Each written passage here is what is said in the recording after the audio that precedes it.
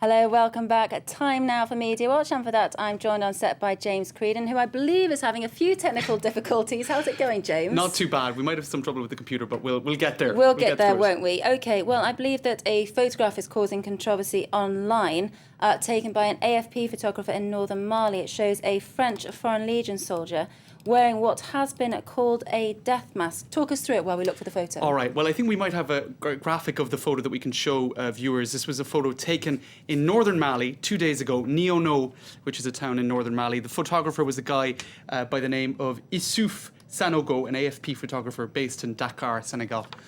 An Ivorian photographer. Now, for many reasons, as you can understand, that photo was controversial. It shows him wearing what the media have described as the death mask. It's actually from a war video game called Ghost. And in fact, it was interpreted as a mask, etc., etc. And a lot of people were saying, well, what is a soldier doing wearing a kind of a scary a thing like that? Now, I suppose you could say, let's not be naive. A soldier is trained to go out there and do battle and kill. He's not there to tell jokes and be a completely innocuous figure. So that is one point worth making. Now, we did ask the photographer, Issouf Sanogo, earlier today, why he thought the photo had caused such a stir. Let's take a listen. Why indeed? I've also asked myself this question. Why is there a controversy around this photo? It's simply a photo I took. I think it's a nice photo. The soldier did not have his mask to protect his face from a cloud of dust. A helicopter was landing. There was a lot of dust. So he took out this scarf to protect himself. OK, James, so what does the controversy around this picture tell us about how the Mali conflict is being covered by social media? I think it's very interesting, Louise, because on the one hand, what are you expecting from a soldier other than, you know, I suppose at least the preparation and the training to kill if necessary, right? And in all forms of war throughout history, I think the idea was to perhaps scare your opponent. So on the one hand, I think the reaction to this photograph has been somewhat naive. I mean, what can you expect of a young soldier out there other than perhaps he could be a little bit light with the notion of war on occasion. What it also tells us, I think, is how sanitized the image of war has become, in particular with this conflict. I'll just show you on the computer some of the headlines we've been seeing in the past week. Mali, a war without images. This is in L'Express news magazine. Also in Le Point, Algeria and Mali, countries without images, talking there about the hostage taking in southern Algeria as well.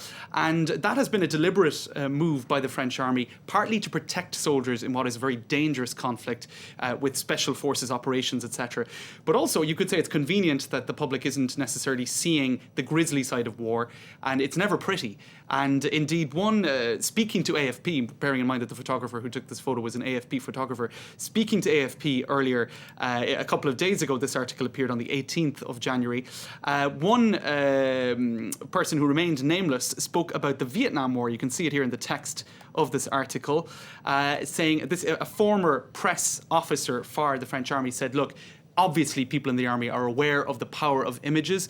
When reporters were allowed to go to the front line in Vietnam, and there was this famous image, what they called the napalm photo, it massively swayed public opinion in the US against the war in Vietnam. So I think you could say that one of the reasons the French army is so unhappy about this photo, la photo qui dérange, or the photo that upsets, it's being headlined here, is because it even if it was a perfectly innocent moment, in reality, he was just covering his face and trying to protect it from sand or dust as a helicopter were landing. It suggests something else. It's what the image could be misrepresented as that worries the French army. That's it, an image tells 1,000 words, That's isn't it, it, James? Yeah. OK, another story that's generated buzz on the French web, a gas leak in northwest France that spread to Paris and southeast England. It's pretty extraordinary stuff. A lot of people were worried overnight in Paris. I heard people even in the newsroom saying it was 3 a.m, I woke up with this horrible smell, like rotten eggs or something like that.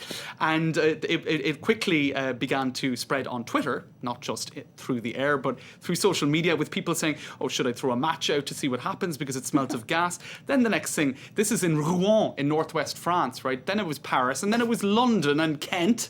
And you have this amazing headline from the Daily Mail, the French stench. You can always rely on the Daily Mail for a kind of to-the-point headline. What are they suggesting there with that one, Louise? I don't know. Anyway. Could you possibly say to our French audience out there? No, the next thing was it became a hashtag on Twitter, hashtag French stench, with people saying it catches in the back of my throat too, etc. And there was another, what was it?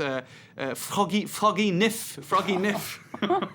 What an awful pong. So look, it is kind of funny, but some people were genuinely concerned that it could be dangerous. Yeah. This person here saying, ça sent le gaz, it smells of gas, in French means I can feel the danger coming. And this is kind of segueing into the next topic. It's 50 years since the Franco-German friendship became solidified in a ceremony. 50 years of Franco-German friendship. And one person saying, oh, of course it would smell of gas on this celebration. In other words, it smells dangerous with the whole German thing. Anyway, French in joke. And we just finished. I'm not sure if I managed to explain that. This is Plantu, the cartoonist for Le Monde. And here is his impression of the 50 years of Franco-German friendship in the form of Titanic with Kate and Leo and all of that. A slightly less romantic version in a slightly smaller boat that could also sink, I think is the suggestion. Well, the pair haven't talked about personal chemistry today, so... All right, James, thank you very much. James Creedon there with Media Watch. Stay tuned, we're back in a few minutes.